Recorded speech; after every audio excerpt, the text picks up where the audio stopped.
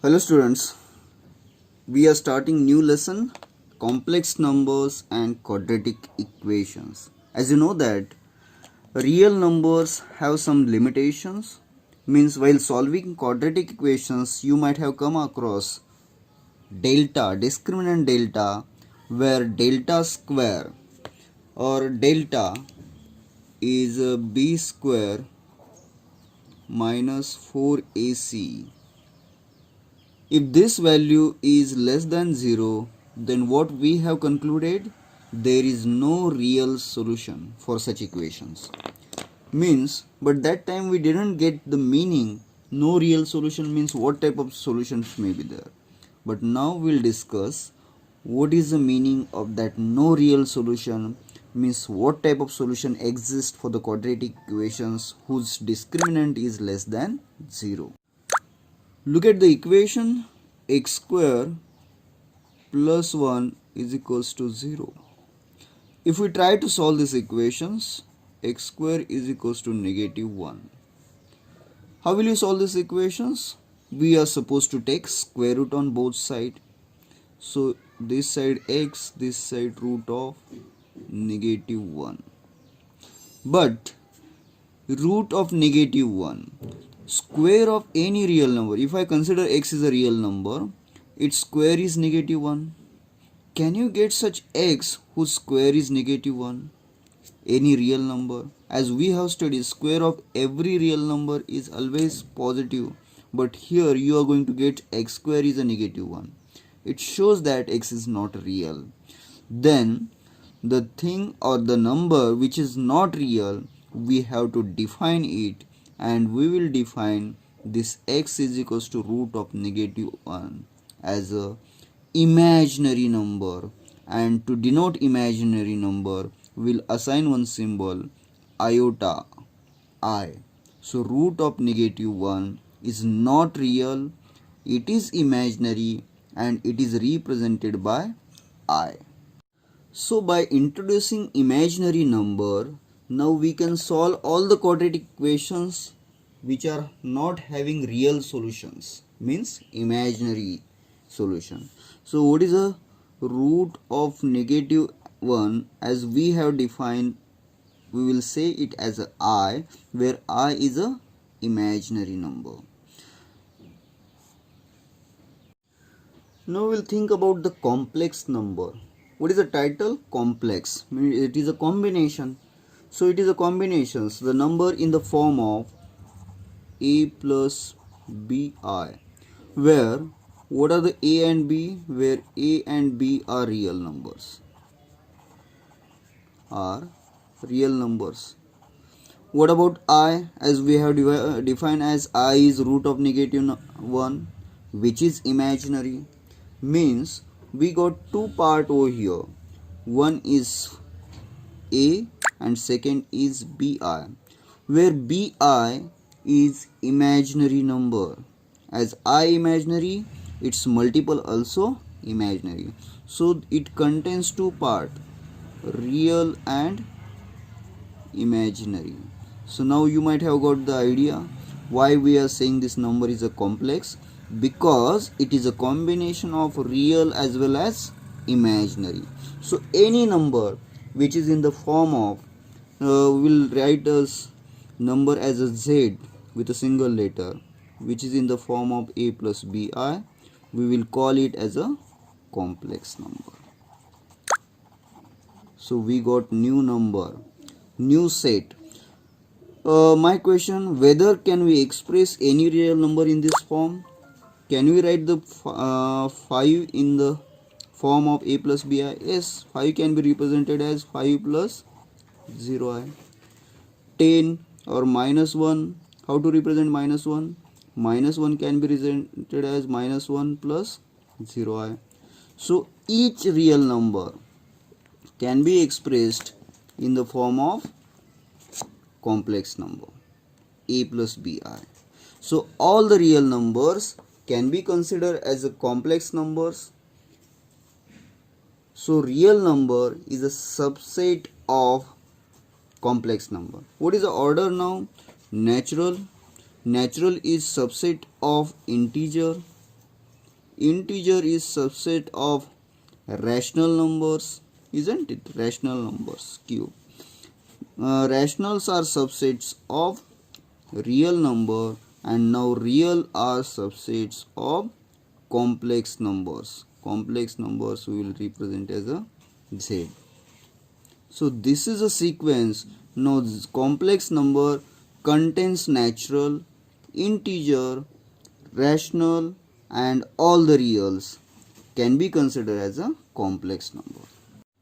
As we have studied, complex number z can be represented as a plus bi, where a is a real number, b also real number, but b into I becomes imaginary. Whenever there is a I stands for root of minus 1, I stands for root of minus 1 is imaginary.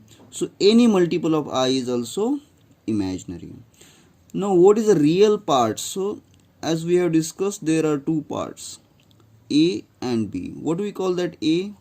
So for A we will call as real part of Z, real of Z, and in short we will write as, means for simplicity we can represent as real of Z. And what about B? B is called imaginary part and imaginary part of Z. So in short we will write I am imaginary of Z. So I am of Z means imaginary part of Z. So like this we can have two parts, real part, imaginary part. What happens if real as well as imaginary both parts are 0? Z is equals to 0 plus 0I, means simply it is 0, means 0 also can be represented in the form of complex numbers. So every real number can be expressed in the form of a plus bi, which is a complex form. When we say that two complex numbers are equal, suppose I have a plus bi is one of the complex number and another number is c plus di. So this is a complex, this is also complex. Whenever these complex numbers are equal, it means that real part should be equal to real. So this is a real part, so a should be equals to c, and imaginary part must be equals to imaginary, b must be equals to d. For example, if I say 2 plus 3i is equals to some x minus 5i, 5ki, isn't it? So equate the real part with real and imaginary part with imaginary. So here real is 2, so in this case real is x. In this case coefficient of I is 3, means imaginary part is 3. Here coefficient of I is this one, minus 5k, isn't it? So we'll equate them. So 2 must be equals to x and 3 must be equals to minus 5k. So using this equality we can determine the values of x. X becomes 2 and k must be minus 5 by 3. So we can determine a known number. So topic is introduced first time, so instead of having examples, theory part we are supposed to discuss. What are the powers of I? What would be the imaginary? I is an imaginary number whose value, as you know, that root of negative 1. But what would be the value of I square? Just evaluate root of 1 into root of 1. So root cancel, it is negative 1. What would be the value of I cube? I cube means I can write this as a I into I square. So how much is I? I is the root of negative 1 into I square is negative 1. So it is negative of root of negative 1. but this is not convenient to write. So what we will do, we will keep I as it is. Instead of replacing its value, I square is negative 1. So your value is root of negative I. So I cube is negative I.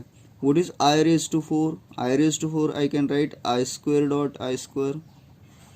What is the value of I square? Negative 1.